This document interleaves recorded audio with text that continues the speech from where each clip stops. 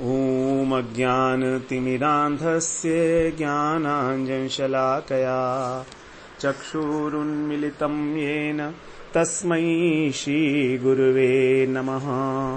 वन्देऽहं श्रीगुरो श्रीयुत्पदकमलं श्रीगुरून् वैष्णवांश्च श्रीरूपं साग्रजातं सहगण रघुनाथान्वितं तं सजीवं साद्वैतं सावधूतं परिजनसहितं कृष्ण चैतन्यदेवं श्रीराधा कृष्णपादान् सहगण ललिता श्रीविशाखान्वितांश्च वेणुकरान्निपतितः स्खलितं शिखण्डं भ्रष्टं च पीतवसनं व्रजराजसूनो यस्याकटाक्षशरपातो विमूर्छितस्य तां राधिकां परिचरामि कदा रसेन। हरे कृष्णा। सर्वप्रथम मैं अपने गुरुपाद पद्म ओम विष्णुपाद अष्टोत्तर शत श्री श्रीमद् भक्तिवेदांत माधव गोस्वामी महाराज के चरण कमलों में अनंत कोटि दंडवत प्रणाम ज्ञापन करता हूं। हम लोग श्री प्रेम भक्ति चंद्रिका का श्रवण कर रहे हैं। इसमें हमने 31वीं त्रिपदी का श्रवण किया। यद्यपि आज हमें 32वीं त्रिपदी में प्रवेश करना था, लेकिन ये जो हमारी 31वीं त्रिपदी है बड़ी महत्वपूर्ण है, क्योंकि इसमें बड़े स्पष्ट रूप से नरोत्तम दास ठाकुर ने बताया है कि हमको भजन कैसे करना है। दो चीजें बड़ी इंपॉर्टेंट बताई उन्होंने। एक तो ब्रजवास करना है और एक कृष्ण का भजन करना है। ब्रजवास गोविंद सेवन, और गोविंद सेवन कैसे करना है? कृष्ण कथा कृष्ण नाम सत्य सत्य रस धाम ब्रज जनेर संग अनुक्षण। तो कृष्ण की सेवा करनी है हमको ब्रज में रहते हुए। और कैसे करनी है? ब्रज जनेर संग अनुक्षण, उनका अनुगत्य करते हुए। जो ब्रजवासी हैं उनका अनुगत्य करते हुए हमको ब्रज में वास करते हुए कृष्ण की सेवा करनी है। बड़ी महत्वपूर्ण बात है कि किस प्रकार से हमें ब्रज में वास करना चाहिए। ब्रज में वास तो बहुत सारे लोग करते हैं, लेकिन और भजन भी करते हैं, लेकिन क्या उन्हें कृष्ण का प्रेम प्राप्त हो जाता है? ऐसा देखा तो नहीं जाता। फिर क्या कारण है? क्या कारण है कि ब्रज में रहते हुए भी, भजन करते हुए भी हमको किसी प्रकार के भाव की उपलब्धि नहीं हो जाती है बहुत समय तक ऐसा करने पर भी? उसके कुछ कारण बताए गए हैं। एक तो जब हम धाम में रहते हैं, ब्रज धाम में रहते हैं, तो हम लोग अपराध करते हैं। ये अपराध जो है हमको भक्ति से दूर कर देता है। अपराध का मतलब है अप माने दूर करना, राध माने प्रीति। तो जो भगवान की प्रीति को हमसे दूर कर देता है उसको कहा जाता है अपराध। तो धाम अपराध, जैसे नाम अपराध होता है, सेवा अपराध होती है, धाम अपराध, वैष्णव अपराध, उसी प्रकार से तो नामापराध, सेवा अपराध, वैष्णव अपराध और धाम अपराध, ये 4 प्रकार के अपराध हैं। तो धाम अपराध जो हैं उनके होने के कारण हमको उपलब्धि नहीं हो पाती अभीष्ट की। तो इसीलिए इन अपराधों को भी जान लेना बड़ा आवश्यक है कि क्या है। जाने अनजाने हम लोग ऐसा करते हैं, इसलिए इनकी जानकारी होनी अत्यंत आवश्यक भी है। भक्ति विनोद ठाकुर ने बताए हैं 10 अपराध, धामापराध। उन्होंने बताया है नंबर 1, जो हमको श्री धाम की महिमा का ज्ञान कराते हैं, ऐसे गुरु और ऐसे वैष्णव, जिनके माध्यम से हमको धाम की महिमा का ज्ञान होता है, ऐसे गुरु के और ऐसे वैष्णवों की अवज्ञा करना, ये पहला अपराध है। कई बार हम ऐसा कह देते हैं कि देखो ये तो ब्रज में रहते हैं इसलिए ब्रज की महिमा को बढ़ा चढ़ाकर बोल रहे हैं। भाई हर अपना स्थान सबको ही प्रिय लगता है, सभी लोग कहते हैं कि भाई मेरा स्थान सबसे अच्छा है। तो इस प्रकार का आक्षेप करना अपने गुरु के ऊपर अथवा किसी भी वैष्णव के ऊपर, किसी भी संत के ऊपर, ये एक अपराध है, धामापराध। क्योंकि धाम उसको भी जो है वो सहन नहीं करता, क्योंकि धाम जो है साक्षात चिन्मय है। देखिए भगवान का नाम, भगवान के गुण, भगवान की लीला, भगवान के परिकर, भगवान का धाम, ये सब भगवान से अभिन्न तत्व हैं। किसी प्रकार का कोई भी भेद नहीं है, लेश मात्र भी। जो कुछ भगवान कर सकते हैं उससे अधिक भगवान का नाम कर सकता है, उससे अधिक भगवान का धाम कर सकता है। जो भगवान भी नहीं कर सकते वो हमको धाम कर सकता है हमारे लिए। इतनी अभिन्नता है। इस बात को हृदय में धारण करके ही हम लोग इस ब्रज महिमा का श्रवण करेंगे तो हमारे लिए कल्याणकारी होगा। तो किसी भी प्रकार, क्योंकि ये गुरु का और वैष्णव का अवज्ञा तो वैसे भी वर्जित ही है, वैष्णव अपराध और गुरु अपराध तो बहुत भीषण अपराध मनाया जाता है, तो ये पहला धाम अपराध है। दूसरी बात है श्री धाम को अनित्य मानना। अनित्य का मतलब है कि जब प्रलय होगी तो ये वृंदावन भी समुद्र में डूब जाएगा, प्रलय में डूब जाएगा, प्रलय के समय में, अर्थात ये अनित्य है। जबकि ऐसा नहीं है। जैसे हमने बताया कि नाम अभिन्न है भगवान से, अब नाम भगवान नित्य हैं, भगवान नित्य वस्तु हैं, तो धाम भी नित्य है, भगवान का नाम भी नित्य है, सब कुछ नित्य है। तीसरी बात, धामवासी जो ब्रजवासी हैं और जो परिक्रमा करने वाले भक्त हैं, उनके प्रति किसी भी प्रकार की हिंसा करना, हिंसा की भावना रखना, उन पे क्रोध करना, अथवा उनके अंदर जाति बुद्धि करना कि देखो ये शूद्र है, ये वैश्य है, ये क्षत्रिय है, इस प्रकार की जाति बुद्धि करना। सबसे बड़ी बात कि वो श्रीधाम की परिक्रमा कर रहा है, वो श्रीधाम में रह रहा है, वो ब्रज में रह रहा है, तो यही है उसका परिचय। उसमें किसी प्रकार की जाति की हमको जाति का आरोप नहीं करना है, किसी भी प्रकार की जाति का। वो चारों वर्णों से ऊपर है, ब्राह्मण क्षत्रिय वैश्य शूद्र सबसे ऊपर है, क्योंकि वो ब्रजवास कर रहा है। किसी प्रकार की जाति बुद्धि, और ऐसा हम करते हैं, अभ्यास है ना, हमको अभ्यास है, भूल जाते हैं हम कि हम धाम में रह रहे हैं। वृंदावन में रहते हुए, ब्रज में रहते हुए हम ऐसा सोचने लगते हैं कि हम एक साधारण स्थान में रह रहे हैं, लेकिन ऐसा नहीं है, हम धाम में रह रहे हैं जो साक्षात भगवान का अधिभूत स्वरूप है, दृश्यमान प्रकाश है, नित्य धाम का। चौथा अपराध है श्री धाम में वास करके और सांसारिक विषयों कार्यों का अनुष्ठान करना। रह तो रहे हैं धाम में, लेकिन यदि बच्चा हुआ तो उसका जो है वर्षगांठ मनाई जा रही है। कुछ लोग तो जो बाहर के भी होते हैं वो यहां पर आकर क्रिया वगैरह करते हैं धाम में आकर, ये जो विषयी कार्य हैं, और अथवा किसी भी प्रकार से जो है अनेक प्रकार के जो विषय भोग करने के लिए यहां पर आते हैं, बड़े बड़े होटल्स के अंदर स्टे करते हैं, भोग करते हैं यहां पर आके। तो कोई भी अनुष्ठान करना विषयों से संबंधित, ये धाम के प्रति अपराध है। बड़ी सूक्ष्म बातें हैं ये, इसीलिए तो प्रेम की प्राप्ति नहीं हो रही है। हम भूल जाते हैं बार बार कि हम श्री धाम में हैं, हम वृंदावन धाम में रह रहे हैं। पांचवा अपराध है श्री धाम में श्री धाम की सेवा करने के बहाने से कोई व्यापार करना अथवा अर्थ का उपार्जन करना, कि हम धाम की सेवा करेंगे, हम जो पैसा कमाएंगे उससे हम लोग गरीबों को कुछ बांटेंगे, ये करेंगे वो करेंगे, धाम की सेवा होगी, यहां पर पेड़ वगैरह लगाएंगे, कुछ करेंगे, तो ये तो बहाना है, लेकिन कर रहे हैं अर्थोपार्जन, धन इकट्ठा कर रहे हैं, व्यापार कर रहे हैं। छठा अपराध है श्री धाम को जड़ बुद्धि से किसी अन्य तीर्थ स्थल के समान समझना, जैसे हरिद्वार है, काशी है, इस प्रकार जो तीर्थ स्थान हैं उनके बराबर श्री धाम को समझना। तो ये सब जो है तीर्थ स्थान है, हरिद्वार इत्यादि, प्रयाग, काशी, ये सब धाम नहीं है, तो उनके बराबर समझना श्री धाम को। और धाम को नापने की चेष्टा करना।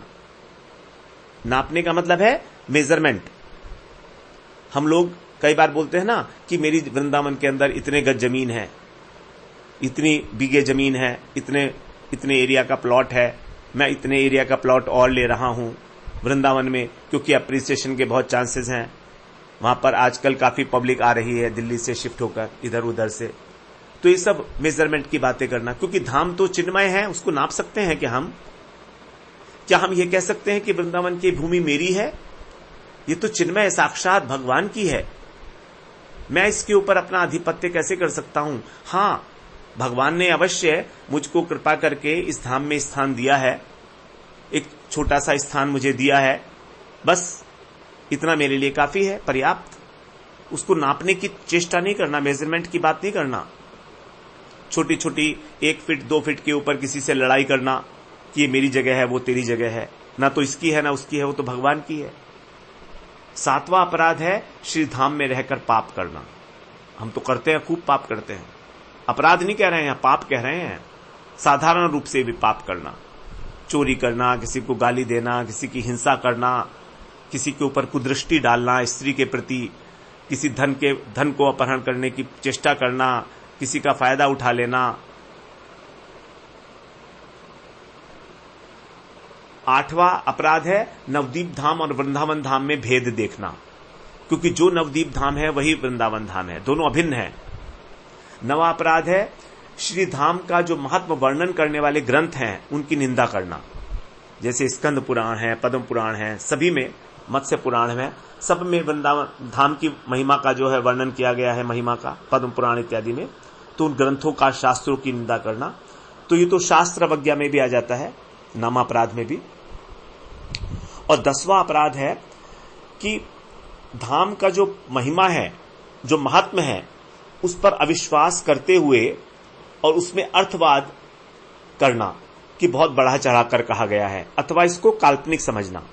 जैसे कहा जाता है कि मथुरा में एक रात्रि विश्राम करने का भी अनंत फल है। एक रात्रि यदि मथुरा में कोई सो जाता है केवल इस ब्रजमंडल में, तो इसका अनंत फल है, ऐसा कहा गया है शास्त्रों में। तो इसके ऊपर अविश्वास करना कि हां ठीक है, बहुत बढ़ा चढ़ाकर ये बात की गई है। तो ये धामापराध हैं जिनसे हमें हमेशा बचना चाहिए।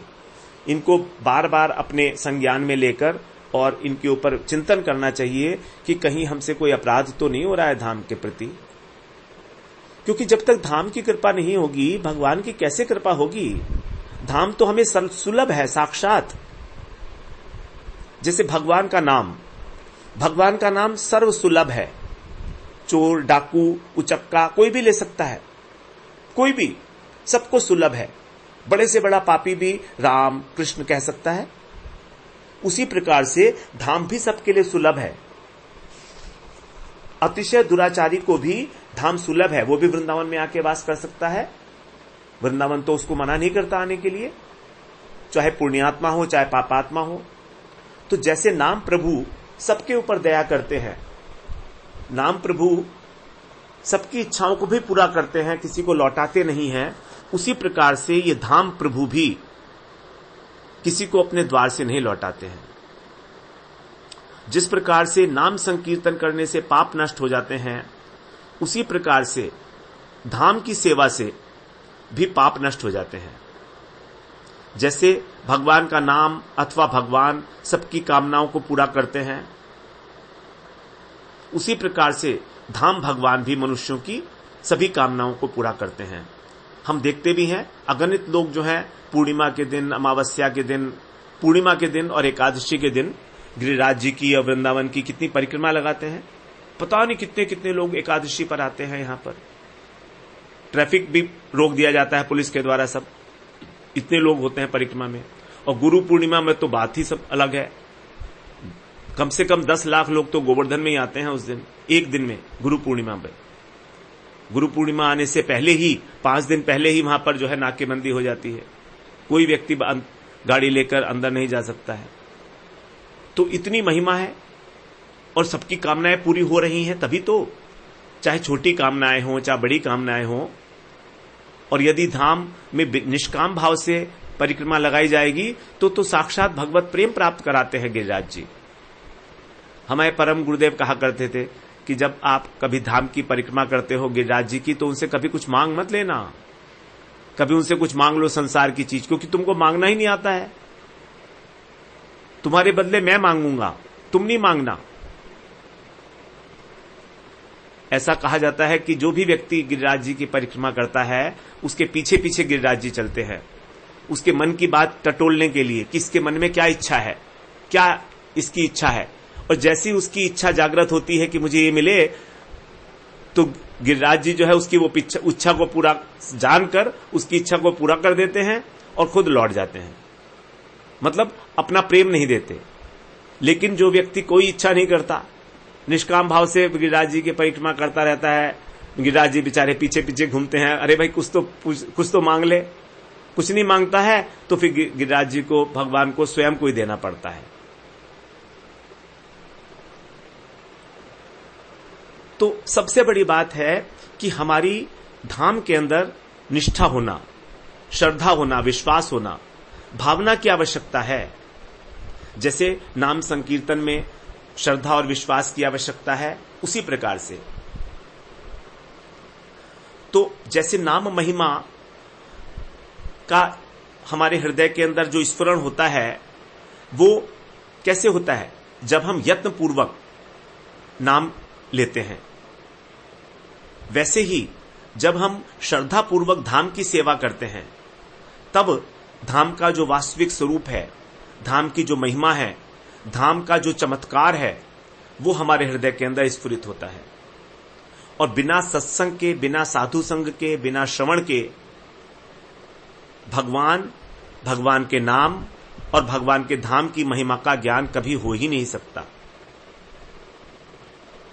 अब यदि हमको ये समझ में आ गया कि हमें, ठीक है, ब्रज धाम की, वृंदावन धाम की अनंत महिमा है, तो हम कैसे रहें, धामवास कैसे करें, इसके लिए सबसे बड़ी आवश्यकता है नाम का आश्रय और धाम का आश्रय, दोनों का आश्रय लेना होगा। थोड़ी सी महत्वपूर्ण बातें हैं जो हम करने जा रहे हैं। आप यदि एकाग्रता से श्रवण करेंगे तो अच्छा होगा, क्योंकि ये सब अनुभव की बातें हैं। ऐसा मैं जो यहां पर 6 वर्ष से रह रहा हूं, देख रहा हूं वृंदावन में भी बहुत से लोग हैं ऐसे, मेरे पास के ही बहुत सारे लोग हैं जो रहते थे 10-10, 15-15 वर्षों से, जिनके यहां पर फ्लैट्स थे और बेच बाच कर चले गए। क्यों चले गए? वृंदावन धाम से चले गए, जबकि बड़ी निष्ठा थी उनकी धाम में। हम वृंदावन आए हैं, वृंदावन ही रहेंगे, लेकिन जाना पड़ा क्योंकि दोनों चीजें एक साथ लेनी होंगी, नाम का आश्रय और धाम का आश्रय। बिना नाम के धाम में निष्ठा नहीं होगी। यदि हम धाम वास कर रहे हैं, लेकिन हमारे जीवन में भगवान के नाम का महत्व नहीं है, हम हरिनाम नहीं करते, हम माला नहीं करते, हम जाप नहीं करते, ठाकुर जी के जो लीलाएं हैं, जो कथाएं हैं, उसका श्रवण नहीं करते, व्यर्थ के अंदर अपना जीवन यहां पर यापन कर रहे हैं, धाम में इधर उधर के व्यवहार में, कभी यहां चले गए, कभी वहां चले गए, तो धामवास सार्थक नहीं होगा।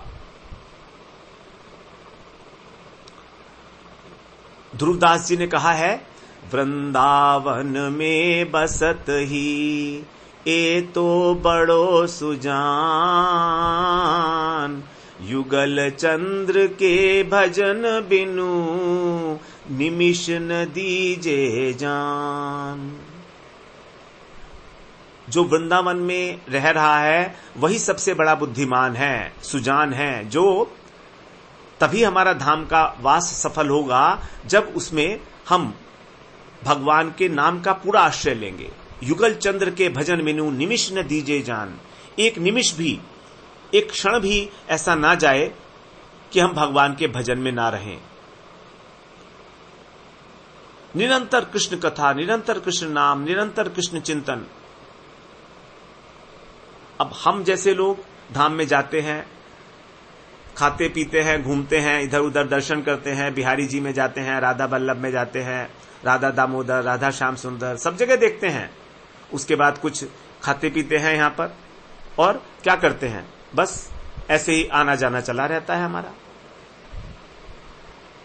भगवान के नाम का तो हम चिंतन करते नहीं, भगवान के नाम का, महिमा का गान संकीर्तन के अंदर तो हम भाग लेते नहीं, कथाएं तो सुनते नहीं। तो धामवास तो तभी सफल होगा जब धाम में रहकर निरंतर युगल सरकार के नाम रूप गुण लीला का कथन और श्रवण होगा। इसके अतिरिक्त और कोई उपाय नहीं है। फिर हमारे हृदय के अंदर ये जो धाम के प्रति श्रद्धा है ये उत्पन्न होती क्यों नहीं है? इसका कारण बता रहे हैं कि हमारी अभी बुद्धि द्वंदात्मक है। द्वंदात्मक बुद्धि में धाम के प्रति, नाम के प्रति निष्ठा उत्पन्न नहीं होती है। जो धाम में रह रहा है वो सबसे बड़ी कुशलता, सबसे बड़ी चतुरता उसमें यही रहनी चाहिए कि किसी भी प्रकार मेरा एक भी क्षण भजन के बिना व्यतीत ना हो। एक प्रकार की आतुरता रहे इस प्रकार की, चाहे शरीर में कितना ही कष्ट हो, विषम परिस्थितियां हो, बीमार हो जाऊं, एक्सीडेंट हो जाए, लेकिन भजन में कभी प्रमाद ना हो, अन्य मनस्कता ना हो, मेरा मन निमग्न रहे राधा कृष्ण की सेवा में ही किसी न किसी प्रकार। क्योंकि हमारे मन के जो द्वंद्व हैं वो हमारे भजन को नष्ट करते हैं। हमारा भजन हमारे ही कारण नष्ट होता है। ऐसा नहीं है कि कोई हमें फुसला देता है या कोई हमको बहका देता है। हम किसी के बहकाए में नहीं आते, किसी के फुसलाए में नहीं आते हैं। ये हमारे अपने मानसिक द्वंद्व हैं जिसमें हम घूमते रहते हैं। भगवान ने गीता में इसीलिए कहा है कि भजन तभी हो सकता है जब द्वंद्व चला जाएगा।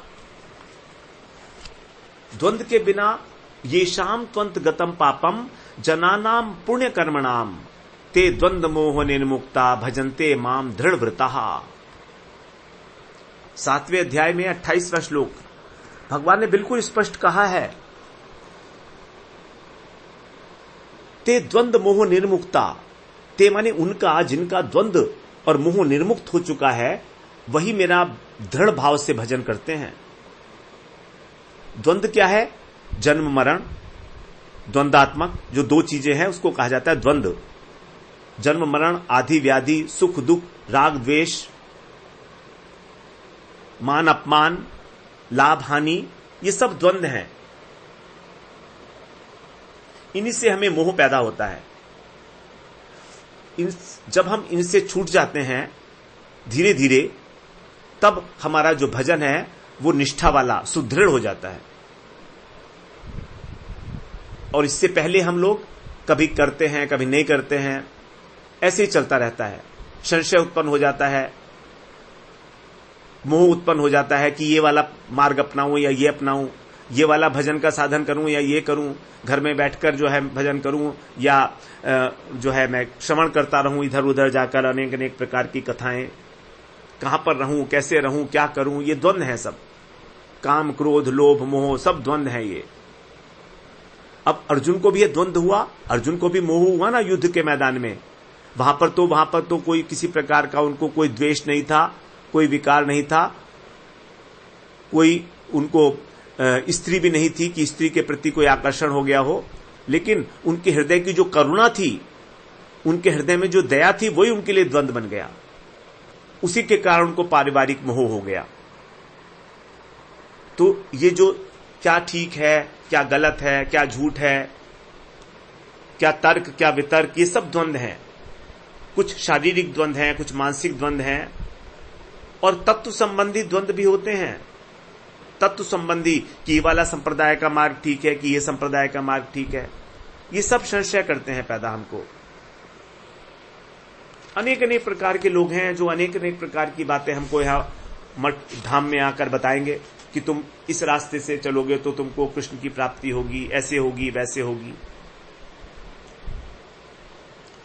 तो जब तक इन द्वंद्व में पड़े रहेंगे न हमारी धाम निष्ठा नहीं बनेगी। लेकिन जो भक्त होते हैं उनके चित्त में फिर द्वंद्व नहीं रहता। एक बार जब डिसीजन हो जाता है, न मान न अपमान न निंदा न स्तुति, तो द्वंद्व से घिरकर जो है भजन नहीं हो सकता, दृढ़ता निष्ठा नहीं आ सकती। हम लोग इस द्वंद्व के कारण, राग द्वेष इत्यादि के कारण ही कभी सोचते हैं कि धाम में रहें, कभी सोचते हैं नहीं नहीं धाम में नहीं रह सकते हैं, धाम से बाहर रहेंगे, ब्रज से बाहर रहकर ही भजन करेंगे, वो ज्यादा अच्छा होता है। तो जिस निष्ठा की आवश्यकता है धाम में, वो निष्ठा तभी मिलेगी जब हमारी बुद्धि एकनिष्ठ हो जाती है। चाहे हम कितना ही प्रयत्न कर लें, चाहे हम कितनी ही माला घुमा लें, लेकिन अपनी बुद्धि को संयोजित करके एक स्थान के ऊपर लगाना बड़ा आवश्यक है। और एक स्थान में लगाने का मतलब है केवल अपने एक इष्ट के ऊपर ही हमें उसके ऊपर आश्रित होना है। और फिर जब हम एक निष्ठ बुद्धि के द्वारा धाम का आश्रय ले लेते हैं, तो ये बात हम बड़े स्पष्ट रूप से समझ लें कि हम यहां पर अपने शरीर की सेवा करने के लिए नहीं आए हैं, हम यहां भगवान की सेवा करने के लिए आए हैं। इस ब्रज का एक एक कण चिन्मय है, यहां की लता पता वृक्ष सभी चिन्मय है। राधा सुधा निधि में बताया गया है, सद्योगीन्द्र सुदृश्य सांद्र रसदा नंदैक सन्मूर्तय सर्वेप्यद्भुत सन्महिम्नि मधुरे वृंदावने संगता ये क्रूरापि पापिनो च सततां संभाष्य दृश्याचये सर्वानवस्तुतया निरीक्ष्य परम स्वाराध्य बुद्धिर्मम। कह रहे हैं कैसे रहना है हमको धाम में। जो ब्रज में निवास करता है, जिसे ब्रज की उपासना करनी है, उसे ये समझ लेना चाहिए इस श्लोक को विशेष रूप से। इसका भाव है कि जो भी ब्रज में रह रहा है, जो भी ब्रजवासी है, उसके बारे में हमें ऐसा समझना है कि वो अत्यंत उच्च कोटि के जो योगींद्र हैं उनसे भी उत्कृष्ट है। सद योगींद्र सुदृश्य, जो बड़े बड़े योगी होते हैं, योगियों के राजा योगींद्र, उनसे भी अत्यंत श्रेष्ठ है वो व्यक्ति जो भी यहां रह रहा है। ये क्रूरापि पापिनो न च सताम, चाहे वो अत्यंत क्रूर हो, चाहे वो अत्यंत पापी हो। कारण क्या है? क्योंकि कोई भी व्यक्ति यहां पर बिना कृपा के नहीं रह सकता। ये चमत्कार है इस बात कि इतना क्रूर और इतना पापी होकर भी वो व्यक्ति ब्रज में वास कर रहा है, तो इसका मतलब यह है कि उसको ऊपर धाम की कृपा है, धाम की महिमा ही यही है। तो यदि कोई ऐसा व्यक्ति है जो पापी है, क्रूर है, और उसके प्रति भी यदि हमारी इस प्रकार की बुद्धि हो जाए, कैसी बुद्धि? निरीक्ष्य माने उसको देखकर परम स्वाराध्य बुद्धिर्मम, कि ये मेरा आराध्य है, अर्थात ये मेरे आदर का पात्र है।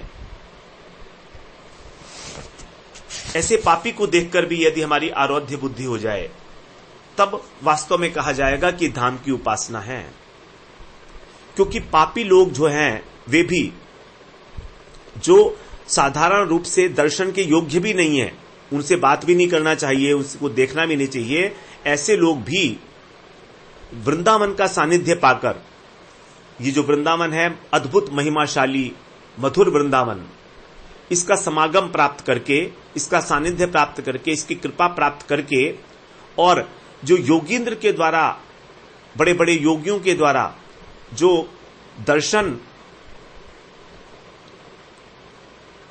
करने योग्य मूर्ति बन जाते हैं, श्रेष्ठ मूर्ति बन जाते हैं। अर्थात बड़े बड़े योगी भी उन पापियों की और उन क्रूर व्यक्तियों की दर्शन करने की इच्छा करते हैं जो यहां पर रहते हैं। तो ऐसे सभी व्यक्तियों में, चाहे वो कैसा भी क्यों ना हो, मेरी परम आराध्य बुद्धि हो जाए, तभी कहा जाएगा कि ये धाम की उपासना है। यहां पर जो महिमा है वो उस व्यक्ति की किसी प्रकार से नहीं है, वो तो पापी है। एक हाड़ मास के व्यक्ति की क्या महिमा हो सकती है? उसमें तो कोई चमत्कार नहीं है। चमत्कार यह है कि ये धाम के अंदर रह रहा है, और धाम में रह रहा है तो निश्चित रूप से उसके ऊपर धाम की कृपा हो रही है, क्योंकि जितने भी ब्रजवासी यहां हैं वो सभी साक्षात घनीभूत आनंद की मूर्ति हैं। इसीलिए कहा जा रहा है कि ऐसे बड़े बड़े योगेंद्र भी उनकी दर्शन की इच्छा करते हैं। तो उनके प्रति भी हमारी आराध्य बुद्धि हो जाए। अब यदि ब्रज में रहकर हम किसी से लड़ें, किसी पे क्रोध करें अथवा उसको पराजित कर दें, तो हमें क्या कुछ मिल जाएगा धाम में? यदि हम ब्रज में आकर भी राग द्वेष के अंदर ही लिप्त रहेंगे तो क्या ये धाम की उपासना होगी, धाम की सेवा होगी? तो हम लोग क्या करते हैं, सारे काम तो करते हैं राग द्वेष से संबंधित, ये मेरा है, ये तेरा है, लड़ने को तैयार हो जाते हैं धाम के लिए, धाम में लोगों से, और ऊपर से माला कर चपते रहते हैं, ऊपर से साधु बनकर घूमते रहते हैं, वैष्णव बनकर घूमते रहते हैं। कितना बड़ा अपराध है ये, इससे कोई लाभ नहीं होगा। तो इसीलिए यदि ब्रजभूमि का हमें उपासक बनना है, ब्रजभूमि की सेवा करनी है, तो यहां के अत्यंत निकृष्ट मनुष्य जो हैं उनके प्रति भी आराध्य बुद्धि रखनी होगी, तभी ऐसा हो सकता है। जैसा हम लोगों ने पिछली सत्र में श्रवण किया था कि अयोध्या के अंदर जो धोबी था जिसने सीता जी की निंदा की थी, उसका अपराध अक्षम्य था, किसी भी जन्म में नष्ट नहीं हो सकता था उसका अपराध। जानकी जी के आचरण पर उसने आक्षेप लगाया था, लेकिन तो भी ऐसे महाअपराधी को भी धाम ने अपने भीतर आश्रय दिया, वहां से निकाला नहीं उसको। भगवती सीता की निंदा रूपी पाप को भी इस धाम की कृपा ने नष्ट कर दिया। इस प्रकार की महिमा है धाम की। तो यदि हम धाम के प्रति निष्ठा रखते हैं इस प्रकार से, तो फिर क्या होगा कि हमें किसी भी जीव के प्रति द्वेष बुद्धि नहीं होगी, क्रोध नहीं आएगा। यही धाम में वास करने की परिपाटी है। तभी हमारे को इस धाम का चमत्कार प्रकाशित होता है हृदय के अंदर। हम कहते हैं ना कि हम तो वृंदावन में रहे इतने समय, हमको तो कोई अनुभव नहीं हुआ। अनुभव ना होने के कारण यही है कि हमारी यहां पर आराध्य बुद्धि नहीं है धाम के प्रति, धाम वासियों के प्रति, धाम की वस्तुओं के प्रति, यहां की लताओं पताओं वृक्षों के प्रति। यदि धाम के अंदर किसी ब्रज युवती के प्रति हमारे मन में कोई गलत भाव उत्पन्न हो जाए तो फिर हमें कितना दुख होगा कि नहीं? यदि हम आराध्य बुद्धि रखते हैं धाम के प्रति, कितना दुख होगा, अपार कष्ट होगा कि देखो ये तो साक्षात जो है श्री जी का स्वरूप है, मेरी श्री जी, मेरी राधा रानी का ही स्वरूप है, इनके प्रति मेरे हृदय में ऐसा प्राकृत भाव, काम भाव उत्पन्न हो गया। कितना कष्ट होगा, कितना क्षोभ होगा हृदय के अंदर, कितना धिक्कारेगा हमारा मन अपने को। तो जब इस प्रकार की स्थिति आ जाए तब हमें समझना चाहिए कि हां, अब हमारा धाम जो है रहना सफल हो रहा है, अब हमारी धामोपासना शुरू हुई है, धाम की सेवा शुरू हुई है। जब हमारे को कोई व्यक्ति यहां पर अपमान कर रहा है, उसके प्रति जरा सा भी लेश मात्र हृदय में विकार ना आए, तो समझ लें कि अब धाम की उपासना शुरू हो गई है, अब धाम की कृपा हम पर मिलने लगेगी। अन्यथा हमको किसी भी प्रकार धाम में रहते हुए भी हम ये नहीं मान सकते कि हमारा धाम में प्रवेश हुआ है। धाम की सेवा की बात तो छोड़िए, दूर की बात है।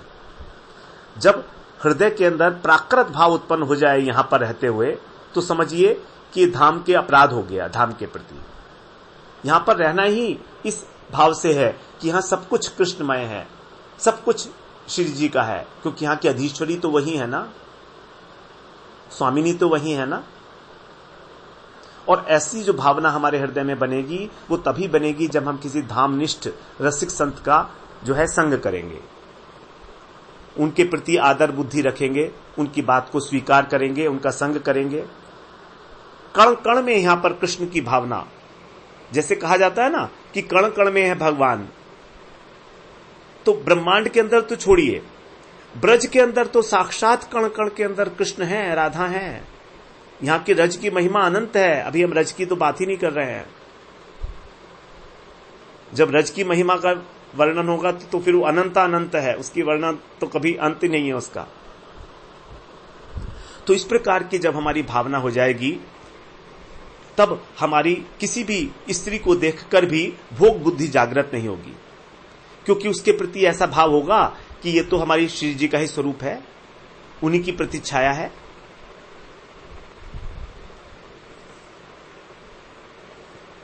इस प्रकार से धाम में रह सकते हैं अप्राकृत बुद्धि के द्वारा। अब ये तो एक बात हो गई ब्रजवास। अब दूसरी बात कह रहे हैं गोविंद सेवन, अर्थात कृष्ण की सेवा। तो कैसे करनी है? कृष्ण कथा कृष्ण नाम सत्य सत्य रस धाम ब्रज जनेर संग अनुक्षण। ये बड़े कम शब्दों के अंदर नरोत्तम दास ठाकुर ने ना पूरी परिपाटी बता दी है कृष्ण प्रेम प्राप्ति की, केवल इस एक त्रिपदी में 31वीं। और आगे भी होगा, लेकिन यहां पर भी देखिए किस प्रकार से तिष्ठन ब्रजे तदनुरागी जनानुगामी कालम नयेत अखिलम इति उपदेश सारम। जो उपदेशामृत का 8वां श्लोक है, यही उपदेश का सार है। सभी उपदेशों का सार यही है कि तिष्ठन ब्रजे, ब्रज में रहकर, तद अनुरागी, भगवान के जो अनुरागी जन हैं उनका अनुगत्य करते हुए कृष्ण का भजन करो। कृष्ण कथा कृष्ण नाम सत्य सत्य रस धाम। अब कृष्ण का भजन कैसे करें, इस बारे में थोड़ी सी चर्चा हम लोग रागानुगा पद्धति के अनुसार करेंगे, क्योंकि यहां पर कृष्ण प्रेम की प्राप्ति है हमारा उद्देश्य, जो रागानुगा भजन की परिपाटी है। 2 प्रकार से यहां पर उपासना की जाती है।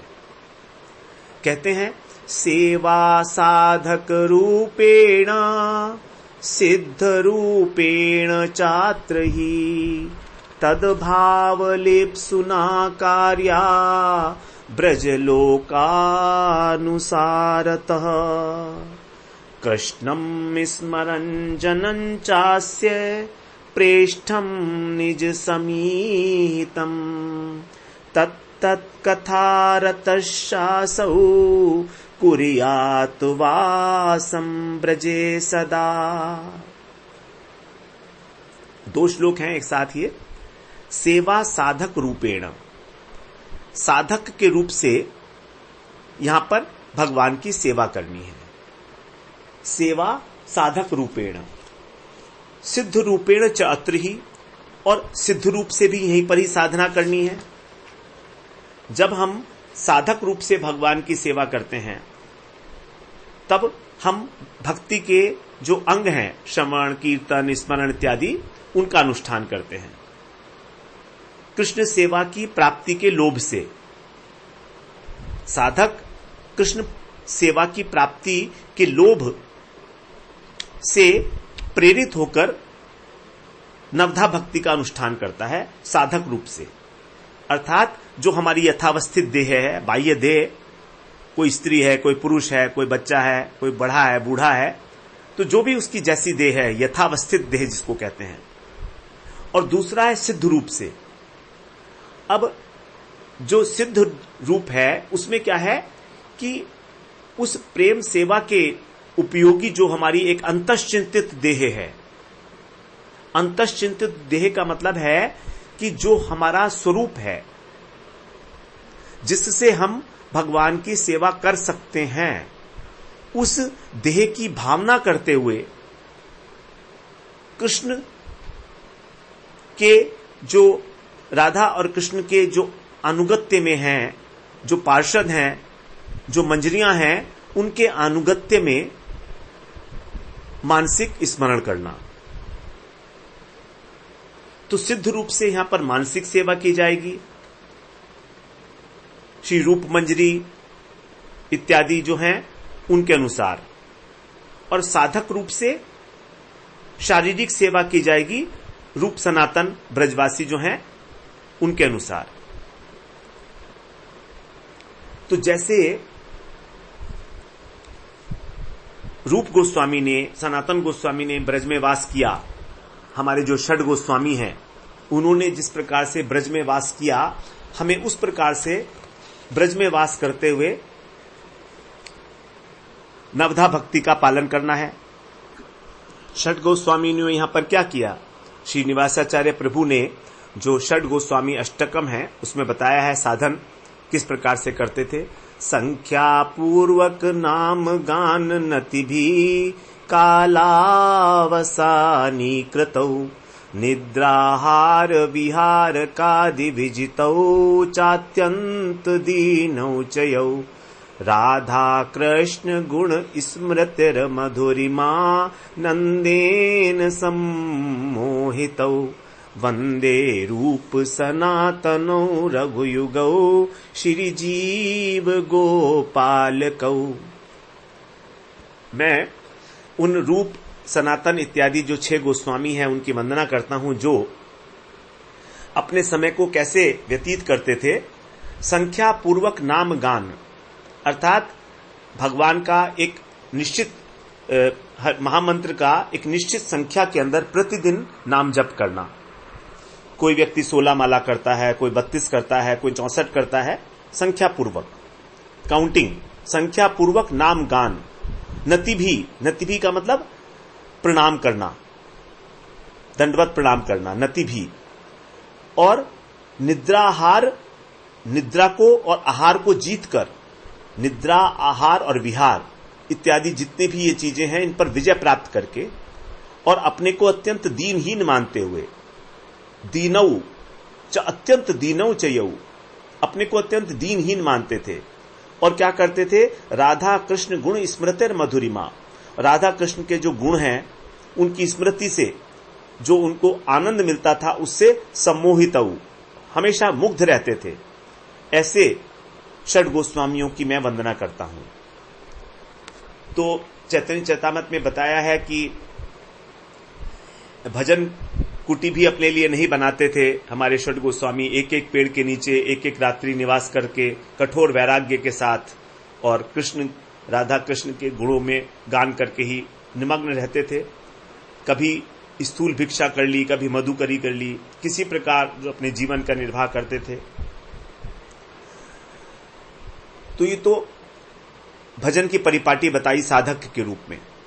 और सिद्ध रूप में अंतश्चिंतित देह, अर्थात जो हमारा मंजरी स्वरूप है, जब गुरुदेव की कृपा से हमको उस मंजरी स्वरूप की अपनी अनुभूति हो जाती है, तब उस हमको जो एक आदर्श भाव प्रदान करते हैं गुरुदेव, उसके अनुसार अपने को राधा और कृष्ण की सेवा में लगाकर मानसिक सेवा करनी, यही है सिद्ध रूप में। लेकिन हमारे लिए अभी केवल साधक रूप के अंदर ही सेवा जो है वो वांछनीय है, उसी के लिए हमको प्रयत्न करना है। तो वो हमको करना क्या है, कुर्यात वासम ब्रजे सदा, ब्रज में वास करते हुए ही हमको इस प्रकार का करना है। जब हम इस प्रकार का एक निर्णय ले लेते हैं कि हम अब ब्रजवास करेंगे, तब धाम की कृपा होती है। एकांतिक आश्रय, कृपा तभी होती है जब एकांतिक आश्रय हो। क्योंकि राधा और कृष्ण की जितनी भी निगूढ़ लीलाएं हैं, उनकी जो स्थलियां हैं, जैसे राधा कुंड है, सूर्य कुंड, गोवर्धन, सेवा कुंज, निधिवन, वंशीवट, पावन सरोवर, कदम्ब टेर, उद्धव क्यारी, संकेत, बरसाना, पीली पोखर, यावट, ये जितने भी स्थान हैं, अनेक अनेक स्थान जो जहां पर राधा और कृष्ण की मधुर भाव से जो है लीलाएं हुई हैं, तो वहां पर उन स्थानों का उद्दीपन भजन करते करते साधक के हृदय में होता है। क्योंकि ये सभी स्थलियां सिद्ध हैं, चिन्मय हैं, और इनकी कृपा से ही हमारे हृदय के अंदर जो है लीलाओं का प्रभाव स्फुरित होता है। ब्रह्मांड पुराण में कहा गया है, परानंदमयी सिद्ध मथुरा स्पर्श मात्रतः।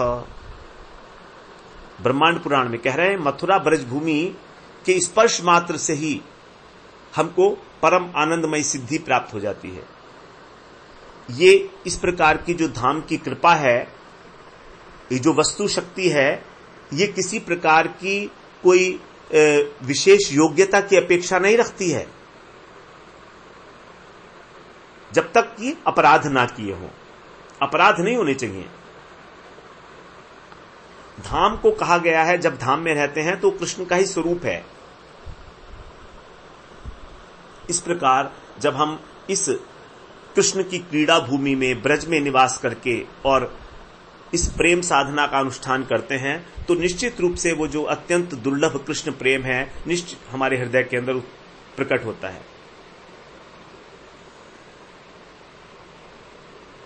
रघुनाथ दास गोस्वामी ने जो ब्रजवास की निष्ठा दिखाई है वो बड़ी सुंदर बताया है उन्होंने। श्री प्रार्थनामृतम में वो कह रहे हैं, श्री रूप रति मंजरियोंघ्रि सेवैक ग्रहुणा असंख्ये नापि जनुषा ब्रजे वासोस्तु मे निशम।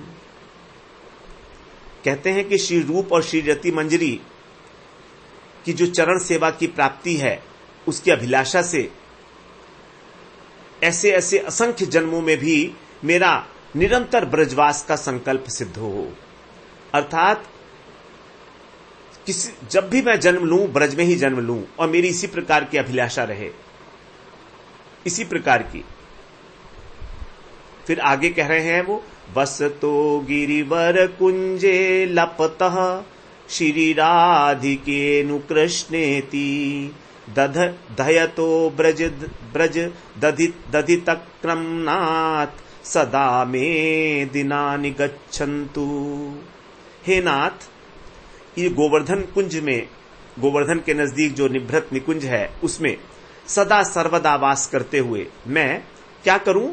हे राधे, हे कृष्ण, इस प्रकार से इनके नामों का सतत कीर्तन करते हुए और अपने जितने भी मेरे दिन बाकी बचे हैं वो सब व्यतीत करूं। दृढ़ संकल्प करते हैं ब्रजवास के लिए। ना चान्यत्र क्षेत्रे हरितनु सनाथेऽपि सुजनात् रसास्वादं प्रेम्णा दददपि वसामि क्षणमपि समं त्वेतद् ग्राम्यावलिभिरभितन्वन्नपि कथां विधास्ये संवास ब्रजभुवन एव प्रतिभवम्। एक बड़े सुंदर ग्रंथ है, उसको बोलते हैं स्वनियम दशकम। रघुनाथ दास गोस्वामी ने अपने लिए 10 नियम बताए हैं कि वो ब्रज में किस प्रकार से वास करना चाहते हैं। उसमें ये एक दूसरा नियम है जो बता रहे हैं। कह रहे हैं कि यदि कृष्ण का विग्रह किसी और धाम में विराजमान हो ब्रज के अलावा, और वहीं पर ही महापुरुषों के मुख से जो है हरि कथा का रसास्वादन का सौभाग्य भी प्राप्त हो जाए, ब्रज के अतिरिक्त जो कृष्ण का श्री विग्रह है वो वहां भी विद्यमान है, महापुरुषों के मुख से जो निःसृत कथाएं हैं वो भी वहां पर श्रवण की जा सकती हैं, उसका सौभाग्य भी मुझे प्राप्त हो सकता है।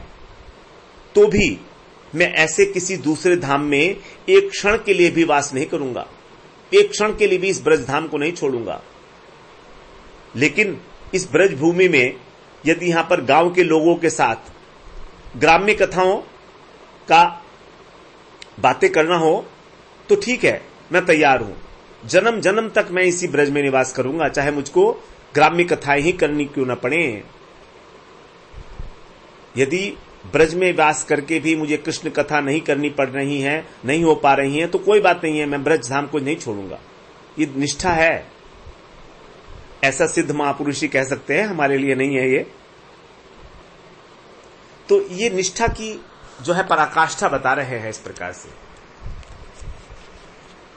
तो यदि हम लोग ब्रज में वास नहीं कर सकते हैं तो भी कह रहे हैं कोई बात नहीं है, आप मन से तो वास करिए ना, बस मन से वास करेंगे तो भी हो जाएगा। तो इस प्रकार से ब्रज में वास करते हुए और जिस प्रकार से हमारे जो षड गोस्वामी हैं उन्होंने अत्यंत व्याकुलता के साथ अपना जीवन यापन किया है, उस प्रकार से। और दूसरा कह रहे हैं तद्भाव लिप्सुना कार्या, तद्भाव लिप्सुना, उनके भाव को ग्रहण करके उसके अनुगत्य में उत्सुकता के साथ सेवा कार्य करना चाहिए।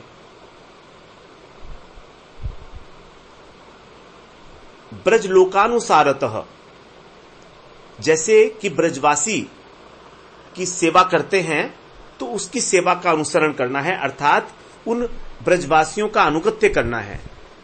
अपने आप से भगवान की सेवा नहीं करनी है, मनमानी सेवा नहीं है। यहां पर जो भगवान को अच्छा लगता है वो तो ब्रजवासी ही जानते हैं। साधक को यह नहीं पता है कि कृष्ण को क्या पसंद है क्या नहीं है, साधक को तो नहीं मालूम है ना, लेकिन जो ब्रजवासी हैं उनको तो मालूम है, क्योंकि वो तो कृष्ण के अपने हैं, रागात्मिक जन हैं, उनको रागात्मिक कहा गया है। और जो रागात्मिक का अनुगत्य करता है उसको बोलते हैं रागानुगा। तो हम लोग यहां पर रागात्मिक सेवा की बात नहीं कर रहे हैं, रागानुगा की बात कर रहे हैं। क्योंकि जो रागात्मिक जन हैं वो तो पूर्व जन्म के अंदर साधन करके और कृष्ण के साथ अपने संबंध को प्राप्त कर लिए हैं, वो तो सिद्ध हैं। उन्हीं सिद्ध महापुरुषों की अथवा जो भगवान के पार्षद हैं, जो सखियां हैं, जो मंजरियां हैं, जो दास हैं भगवान के, उन सब का अनुगत्य करते हुए हमको भगवान की सेवा करनी है। तो यही है कृष्ण भजन का स्वरूप। कृष्ण नाम, कृष्ण काम, कृष्ण का ही नाम लेना है, कृष्ण का ही कथन करना है और कृष्ण का ही सेवा करनी है।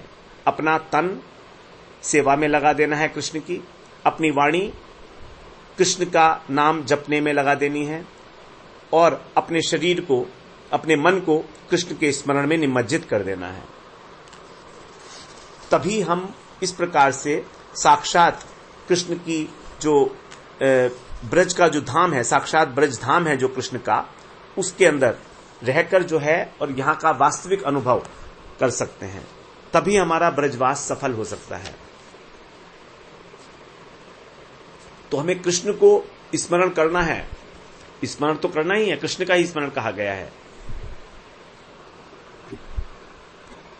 इस प्रकार से साधन करते करते जब भक्त की, गुरुदेव की कृपा होती है, तब उस साधक के हृदय में अपने जो उसका स्वरूप है, सिद्ध स्वरूप है, उसकी भावना प्रकाशित हो जाती है।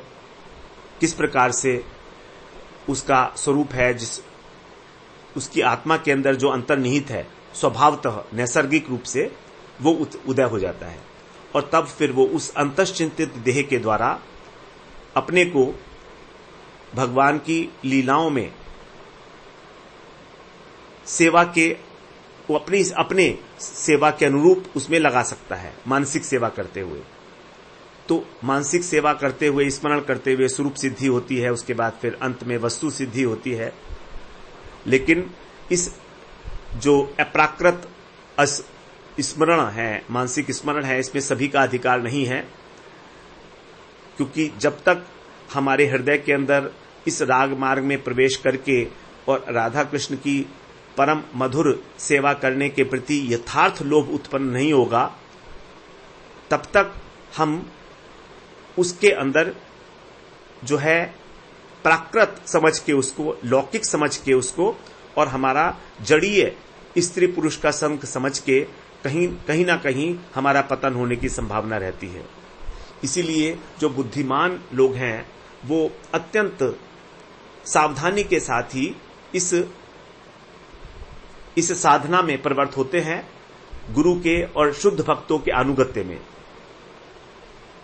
क्योंकि यदि हम स्वयं को ही ललिता विशाखा के रूप में मान लेंगे, पुरुष दही को स्त्री रूप मना लेंगे और सखी बनकर भजन करेंगे, तो ये इस प्रकार का जो व्यवहार है ये सर्वथा अनुचित है और ये वांछनीय नहीं है किसी भी प्रकार से, क्योंकि इसको जो है अहम ग्रहोपासना कहा गया है। अहम ग्रहोपासना जो है भक्तों का अभीष्ट कभी हो नहीं सकता। तो इस प्रकार से हम अनजाने में ही अपराधी हो जाते हैं। इसीलिए हमको अनुगत्य में ही साधना करनी है, अपने गुरुदेव के और अपने जो स्वरूप है, मंजरियां हैं, उनके अनुगत्य में, रूप मंजरी के अनुगत्य में, गुरुदेव के अनुगत्य में।